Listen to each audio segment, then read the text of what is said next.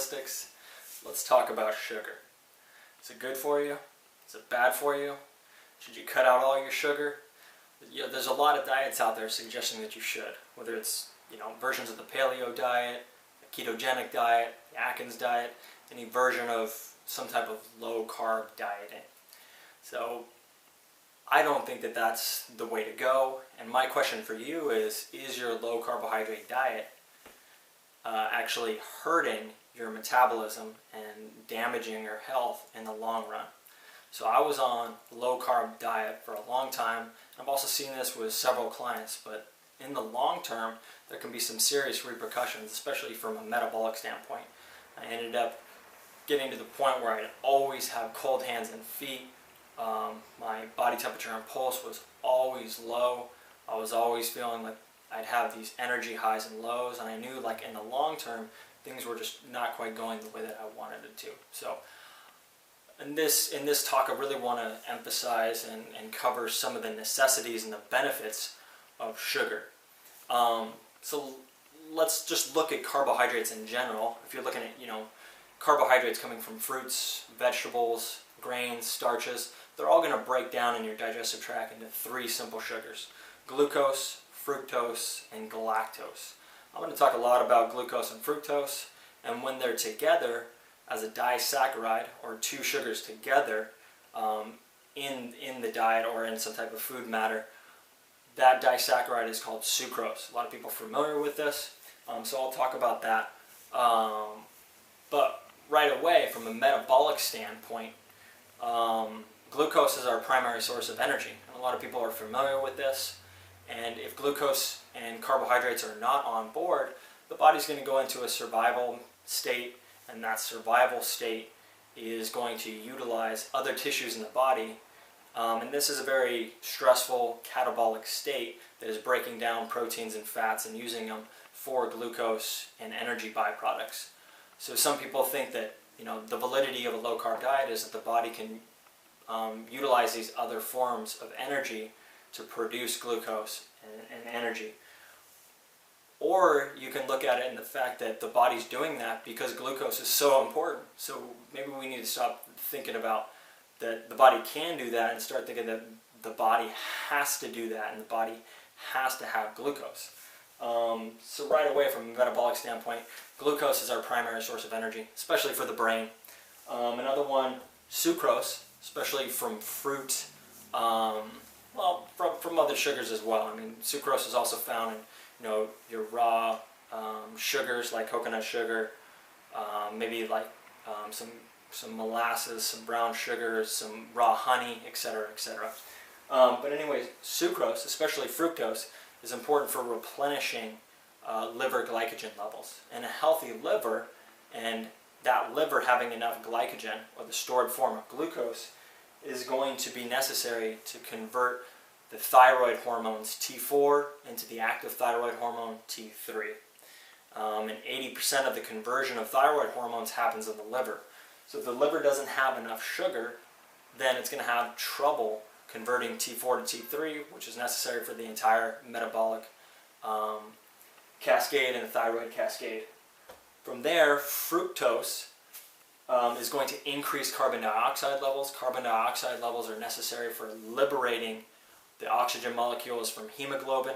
So if you have enough fructose, that's going to increase oxygen availability.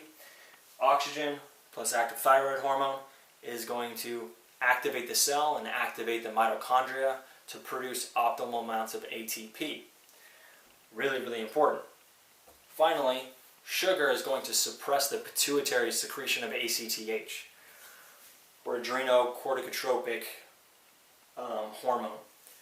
This is the hormone that's going to communicate and send signals to the adrenal glands to secrete stress hormones.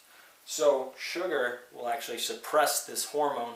So sugar is actually anti-stress, and sugar can actually suppress the stress response. So you can use sugar to actually mitigate the stress response. A lot of people with excessive levels of stress, not all stress is bad, but obviously if it's chronic and excessive, then that's a huge problem. And if that's a problem, you can use sugar and you can use food to mitigate that response.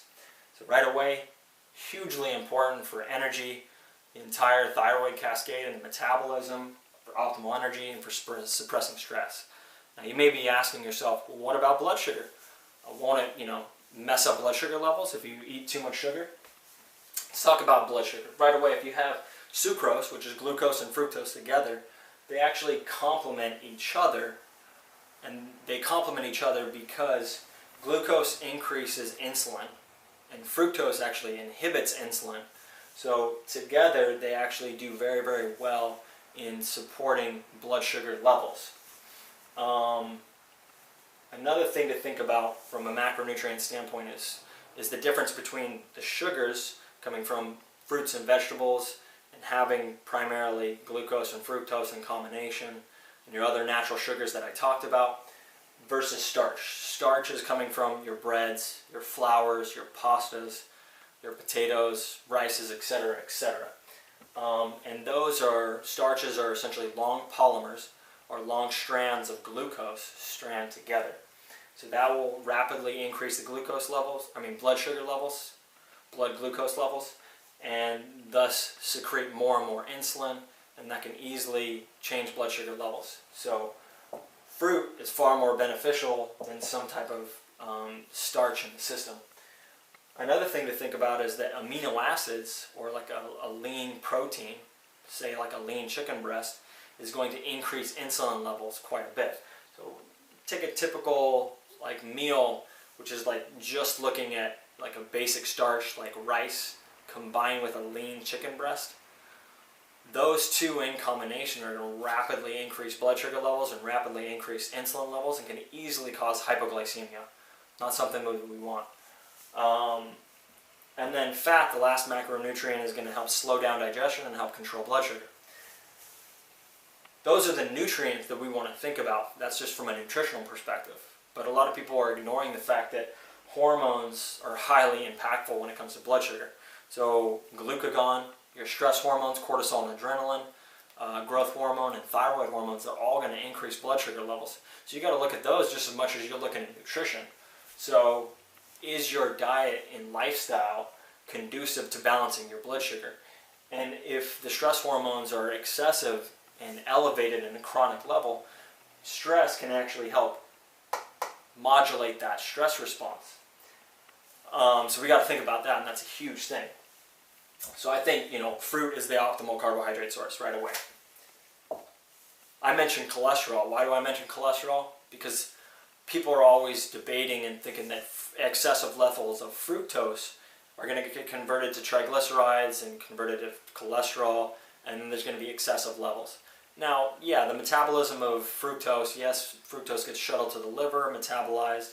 Excessive levels, if there's chronic overeating or the liver glycogen levels are extremely full, which is really difficult, so it's usually chronic and happening over time, then fructose, yeah, well, that conversion, that metabolic pathway does go to eventually triglycerides and into fat. But what we're not considering a lot of times is you're just looking at that one element instead of looking at the cholesterol. One of the biggest reasons that cholesterol goes up is because of increased stress levels. So increased stress hormones are going to demand more cholesterol. Now, the reason being is because cholesterol is the precursor to all of your stress hormones. So if stress goes up, then cholesterol has to go up to meet the demands to help supply the actual raw resources to produce those hormones. So if stress goes up, cholesterol has to go up. Low thyroid production is going to also increase stress levels. So a hypothyroid state is going to increase cholesterol levels for hormonal demands. So right away, if cholesterol is going up because of stress and thyroid production, and sugar is helping with the thyroid or the metabolism, and it's helping with stress, then right away, sugar can actually be used, if used properly, then it could be used to actually help control cholesterol levels. It could be used to help balance blood sugar levels. So sugar can be highly beneficial. Plus, it's our primary source of energy. Anyways, to wrap it all up, I think that the optimal source of carbohydrates and the optimal source of sugar should be coming from fruits, fruits, vegetables, and raw natural sugars like brown sugar, coconut sugar, molasses, turbinado, honeys, things of that nature. And and to a certain extent, if the body can tolerate it from milk sources, some good organic, if possible, raw milk sources. So that's kind of like my little spiel on sugar. I think it could be highly beneficial. Don't think that we should be completely eliminating it. I think we need a little bit more knowledge on what type of sugar we're talking about. Are we talking about sugars from fruits and vegetables, or are we talking about it from starches? Are we talking about it in the right ratios, in the right relation to lifestyle? Anyways, a lot of things to think about. But if you want to go a little bit deeper and you need more help, you can check us out at freshholistics.com. We got plenty of content, newsletter, a free little ebook with that, so check that out. And if you want some more individualized information and help, me and my team are more than willing. We do nutrition coaching. We have 2 different levels, so you can kind of start at the level that you feel comfortable. But regardless, if you want more information, check out freshholistics.com, contact us. But until next time, stay healthy, stay fresh.